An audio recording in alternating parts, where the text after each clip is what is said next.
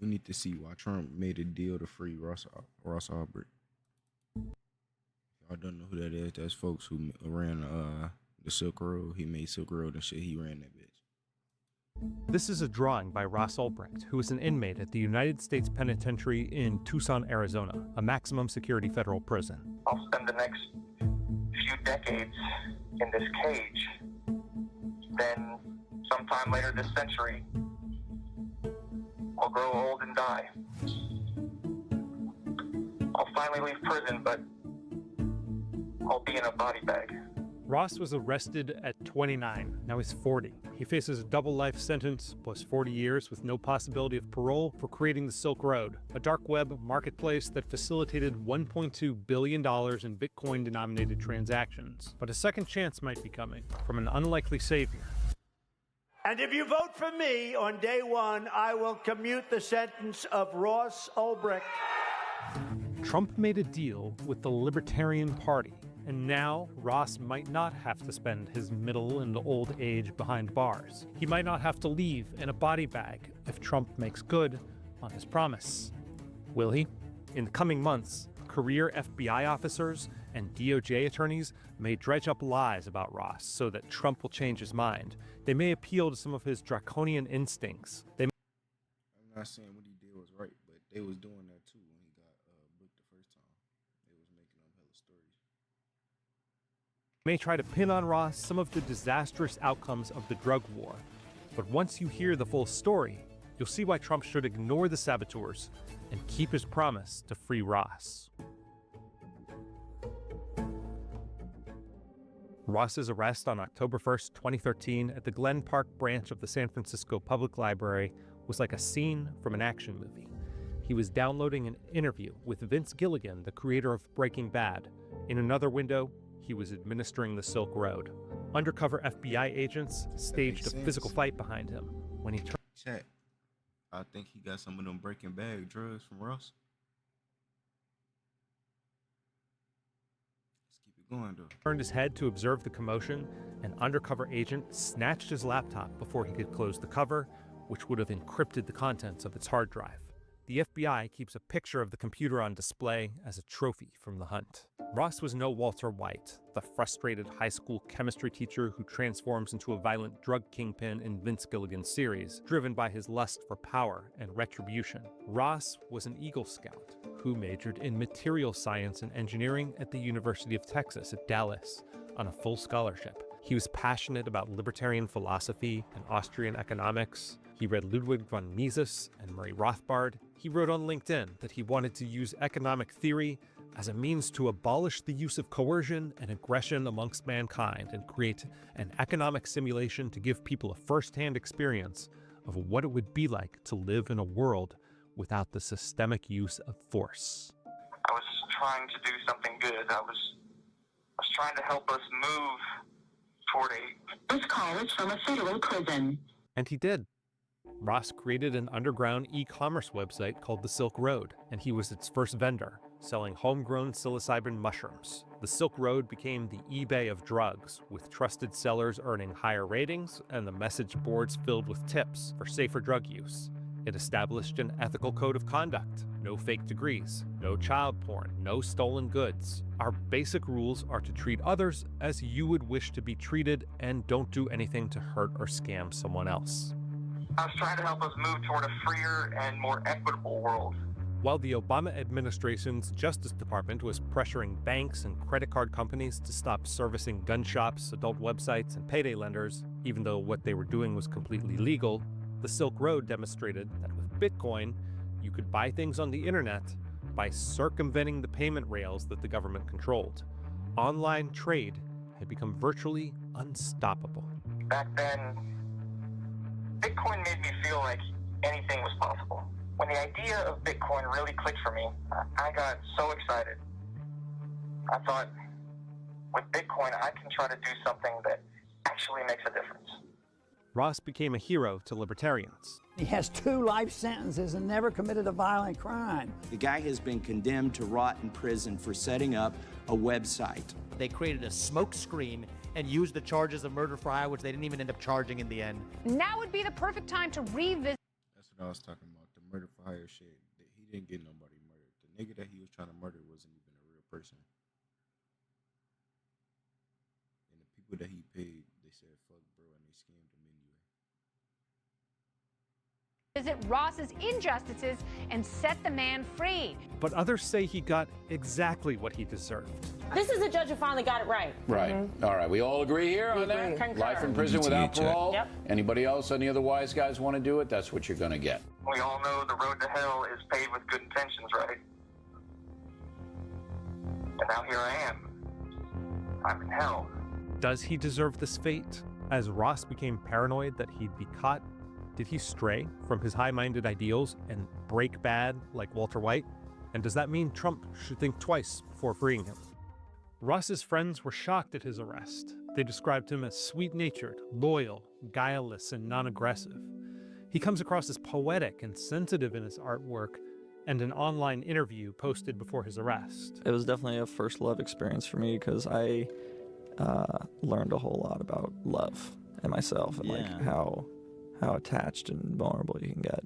Those who oppose freeing Ross say that he was also a contract killer. He actually solicited the killings of as many as 6 people, offering $150,000 to a would-be hitman. His mother said non-violent guy. No. But when you look closer, things get murky. Here's what we know.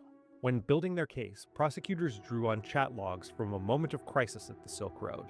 The site's top administrator, Curtis Green, had just been arrested. It looked like he might have stolen about $350,000 worth of Bitcoin. Knob, a participant on the Silk Road, was chatting with the site's top administrator, who called himself the Dread Pirate Roberts. He told Knob that this will be the first time I've had to call on my muscle. Do you want him beat up, shot, just paid a visit? I'd like him beat up, then forced to send the Bitcoins he stole back. Later that day, the Dread Pirate Roberts messaged Knob again. Okay, so can you change the order to execute rather than torture? He was on the inside for a while, and now that he's been arrested, I'm afraid he'll give up info. Knob sent the Dread Pirate Roberts a picture of what looked like Curtis Green being tortured and killed. I am pissed I had to kill him, but what's done is done. It turns out that Knob was DEA agent Carl Force, one of 2 investigators on the case, who went to prison for embezzling Bitcoin during the investigation. He had staged Green's murder. But maybe the Dread Pirate Roberts, who was chatting with the corrupt undercover agent who set up a fake hit, wasn't actually Ross Ulbricht. After all, the name was inspired by the film The Princess Bride to describe a character inhabited over and over through many generations. I am not the Dread Pirate Roberts, he said. My name is Ryan. I inherited the ship from the previous Dread Pirate Roberts. When the Dread Pirate Roberts gave an interview to Forbes 2 months before Ulbricht's arrest, he insisted that he was not the site's founder. What inspired you to start the Silk Road? I didn't start the Silk Road. My predecessor did. The Silk Road forums are full of comments from the Dread Pirate Roberts account. Did you write those? The most I am willing to reveal is that I am not the first administrator of Silk Road. The jury never saw this interview. Everybody say was there multiple DPRs? Absolutely there was. I was DPR once. Curtis Green says to this day that he doesn't believe Ross is the one who put out the hit and claims the undercover agent Carl Force, aka Knob, also had access to the Dread Pirate Roberts account. And Carl Force and myself, as far as I know, were the only ones that have the login. When I was supportive of Ross to my attorneys, they said, why were you supportive of a guy that tried to kill you? And I immediately snapped back and I said, how do you know that he tried to have me killed? You're just going by what the government tells you.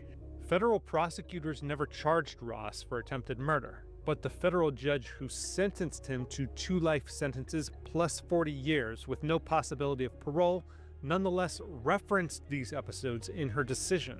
The fantasy is that this sentence is anything more than just purely punitive and completely beyond the range so of this what still drug offenders get in this district, in this circuit, in this country. The judge also said that Ross should be a public example for acting as though he was better than the laws of this country. Well, maybe he is. The drug war is the real villain in this story. It's cost $1 trillion, while fueling decades of black market crime and violence, all as overdose deaths have increased. Black markets often become violent because there are no legal mechanisms for contract enforcement, and their participants become desperate to avoid being caught, which is what happened to the Silk Road. Yes, it's ironic that Trump, the man who openly admires China and Singapore's death penalty for drug dealers, might be the one to free the founder of the world's first major dark web drug market. As I have said before, I will ask Congress to pass legislation ensuring that drug smugglers and human traffickers receive the death penalty. But that's because if there's one thing Trump loves, it's a deal. If you can't make a good deal with a politician, then there's something wrong with you. And I'm a very good deal maker, believe me. I guess I look at everything like a deal. I do hundreds of deals. The deals come out of my ears. And one of his most audacious deals of the 2024 campaign was with the Libertarian Party, which never wins, but sometimes covers the spread in close presidential elections. Trump showed up at their convention and proclaimed he was something of a libertarian himself, to which he was met with a chorus of boos. Well, in the last year, I've been indicted by the government on 91 different things, so if I wasn't a libertarian before, I sure as hell am a libertarian now. But behind the scenes, something else was going on. Trump had struck an agreement with the Libertarian Party leadership. And if you vote for me on day one, I will commute the sentence of Ross Ulbricht. Don't spoil this election for me, and I'll free your boy Ross. He's already served 11 years. We're going to get him home. Ross Ulbricht is one of our own. He is a libertarian, you know, and he was inspired to do this website because of his libertarian beliefs. Libertarian National Committee Chair Angela McArdle says Trump's former Director of National Intelligence, Richard Grenell, set up a meeting between her and the president at Mar-a-Lago during the 2024 campaign. Rick is like, well, President Trump is a deal maker. You ask for the world. You ask for whatever you think, you know, you can get, and it'll probably land in the middle. He likes making deals. And so I really still, I was anxious to ask too much and have Ross fall by the wayside. So I really hit home, like, we just want you to free Ross Ulbricht. Like, that's the most important thing. And he said, I love freeing people. I'll do that. After the party's nominating convention, McArdle vowed to only back its own candidate, Chase Oliver, in non-competitive states favoring the Democrats.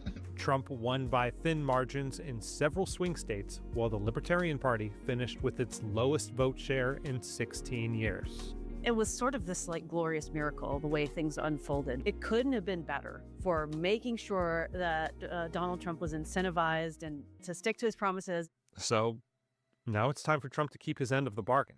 The Silk Road began as Ross's idealistic attempt to make the black market just a little safer by creating a place where people could vet buyers, avoid risky in-person transactions, find untainted drugs, and share safety information. That it appears ultimately to have fallen prey to some of the same violent forces as has in every other black market in history only shows just how hard it is to fix the problems prohibition causes, whether it's violence or increasingly dangerous synthetic drugs like the fentanyl driving the overdose epidemic, which has only grown worse since Silk Road's shutdown. Unless and until the government wises up and takes a different approach to drugs, our choices are places like the Silk Road and its many imitators since, or the cartels. When I am president, it will be the policy of the United States to take down the cartels, just as we took down ISIS and the ISIS Caliphate. We tried decapitating the cartels in the early 2010s, and it led to an even bloodier situation in Mexico. The last war on the cartels led to the rise of the notorious El Chapo. Once he was arrested, others took his place. The cartel transformed into a more decentralized and resilient umbrella structure, and the fentanyl flow increased, with seizures nearly doubling between 2021 and 2023. As long as there's a strong demand for drugs in America, it seems that there will be willing suppliers. Drug prohibition has failed, and no amount of bluster about executing dealers or going to war in Mexico is going to change that. But even if you disagree and think Trump can somehow finally win the drug war, it still doesn't justify keeping Ross locked up through his 40s. He'd already be out if he'd accepted the 10-year plea deal the government offered him. He served his time, and expressed remorse. To the extent that my actions led to drug abuse and addiction, I'm sorry. Ross has been a model prisoner, pursuing his master's in psychology, teaching and serving as a conflict mediator on the inside, and collecting over 150 signatures of support for his release from fellow inmates. It certainly would be a far more defensible intervention than Joe Biden's self-serving pardoning of his son Hunter for all potential crimes covering more than a decade. What are you going to do over the next 5 years? Like one sentence. I'm gonna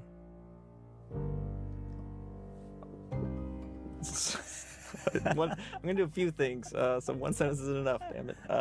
But I want to. Pretty sure I want to start a family in the next 5 years. Nice. Okay.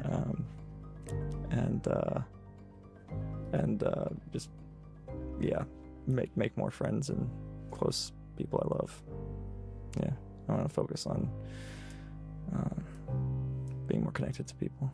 He's suffered enough.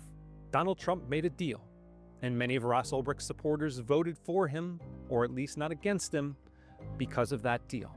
It might not be pretty, but it's politics in 21st century America. Trump got what he wanted. Now it's time to set Ross free. I thought he was already free. Free folks.